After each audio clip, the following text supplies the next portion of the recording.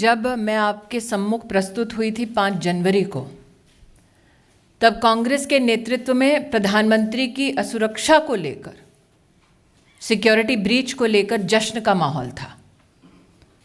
तत्पश्चात जब देश भर ने अपने आक्रोश को प्रस्तुत किया, तो गांधी परिवार की राजनीतिक आत्मा जागी।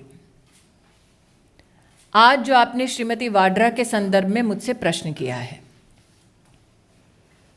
मुझे ज्ञात है कि उन्होंने स्वयं एक इंटरव्यू में इस बात को कबूला कि पंजाब के मुख्यमंत्री ने उनको ब्रीफ किया प्रधानमंत्री की सिक्योरिटी ब्रीच के संदर्भ में। प्रश्न ये उठता है कि एक नागरिक की क्या सिक्योरिटी क्लियरेंस है कि उनको एक चीफ मिनिस्टर प्रधानमंत्री जी के सुरक्षा प्रोटोकॉल और ब्रीच के संदर्भ में जो डिटेल्स मात्र सुरक्षा एजेंसीज या इन्वेस्टिगेटिव एजेंसीज तक सीमित होनी चाहिए, उसके संदर्भ में ब्रीफिंग क्यों एक प्राइवेट सिटीजन को हुआ? क्यों वो प्राइवेट सिटीजन जो गांधी परिवार का हिस्सा है, एक इंटरेस्टेड पार्टी हैं? मैं इतना ही कहूँगी कि मैं माननीय सुप्रीम कोर्ट पर टिप्पणी करना उचित नहीं समझती। जिस पैनल का उन्होंने गठन किया है, उसके माध्यम से जब फैक्ट्स प्रस्तुत होंगे, मेरी पार्टी की ओर से अगर निर्देश होगा तब उस पर टिप्पणी करना तो मैं निश्चित रूप से करूँगी कि एक साधारण व्यक्ति, उसके पास क्या सिक्योरिटी क्लियरेंस थी और वो क्यों इंटरेस्टेड पार्टी हैं कि प्रधानमंत्री की सुरक्षा किस प्रकार से भंग हुई, सुरक्षा के प्रधानमंत्री के क्या प्रोटोकॉल हैं, उसके बारे में जानकारी उनको क्यों दी गई? The questions I posed before you to the Congress High Command and the Congress leadership were this: why did the DGP police in Punjab give an all clear in terms of the safety of the route that was to be undertaken by the Honorable Prime Minister? This question was met with an expose by a national news channel.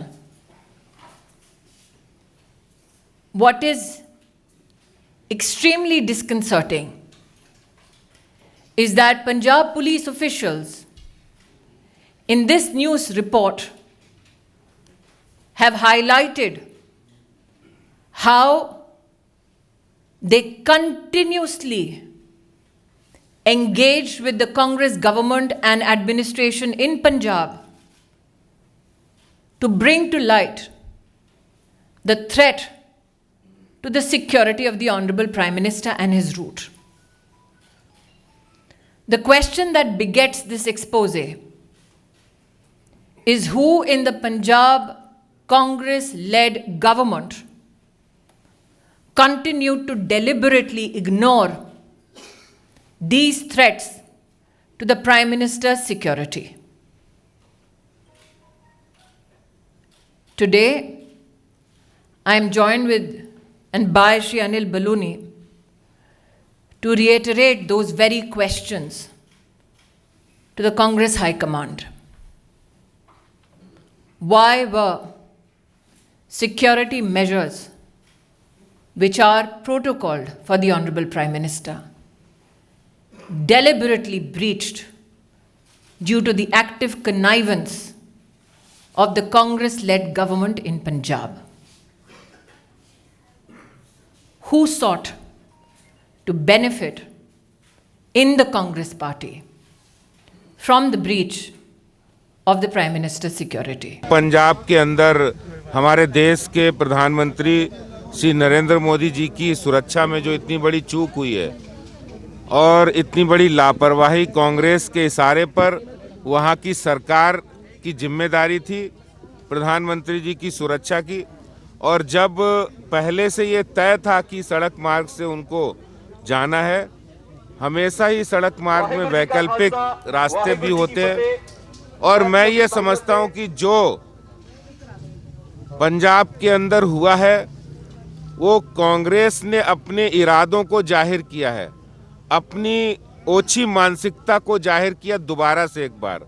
मैं दोबारा से इसलिए कहूँगा, कांग्रेस जब जब सत्ता से बाहर होती है तब तब कांग्रेस सत्ता कैसे प्राप्त करे, कुर्सी कैसे मिले, इसके लिए उनके लिए देश जरूरी नहीं है, उनके लिए कोई प्रधानमंत्री जैसा गरिमा पद जरूरी महत्वपूर्ण नहीं है। देश ने इससे पहले भी कांग्रेस के कुत्सित मानसिकता को देखा है। उन्होंने देखा जब लोकतंत्र में मोदी जी की लोकप्रियता बढ़ रही है, पहले उन्होंने पंजाब के लोगों के जहन में जहर घोलने की कोशिश की मोदी जी के खिलाफ, लेकिन जब पंजाब के लोगों को, सिख भाइयों के पता लगा कि मोदी जी उनके हितों के लिए काम कर रहे हैं और उनमें लोकप्रियता बढ़ रही है, तो कांग्रेस ने वहां पर एक ऐसा षड्यंत्र रचा है जो माफ करने लायक नहीं है। कांग्रेस को आज सोनिया जी को, राहुल जी को देश से माफी मांगनी चाहिए और पूरे देश का हर नागरिक मोदी जी के साथ खड़ा हुआ है, क्योंकि मोदी जी ने देश के लिए काम किया है।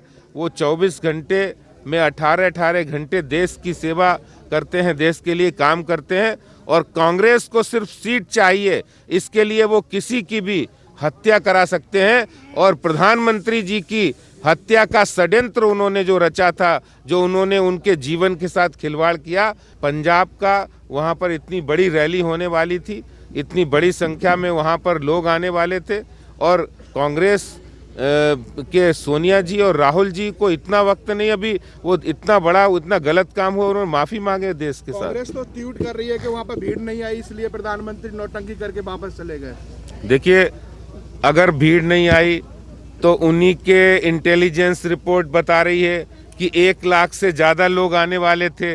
वो इंटेलिजेंस रिपोर्ट को जाहिर करें, वो बाहर बताएं, वो डर क्यों गए? देखते भीड़ आती कि नहीं आती।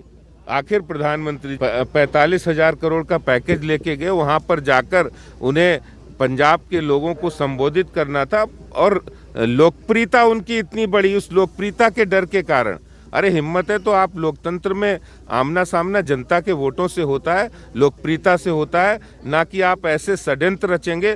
और इसी षड्यंत्रों के कारण देश में 60 वर्ष कांग्रेस ने शासन किया और देश आगे नहीं तरक्की किया। मोदी जी ने 7 वर्षों में देश को तरक्की और विकास प्रदान किया है। नवजोत सिंह सिद्धू कह रहे हैं कि प्रधानमंत्री सिर्फ बीजेपी के नहीं है, सबके हैं और हमें उनकी जान की कीमत भी पता है, तो वो नाटक ना बोल रहे हैं। देखिए, बिल्कुल सही बात है।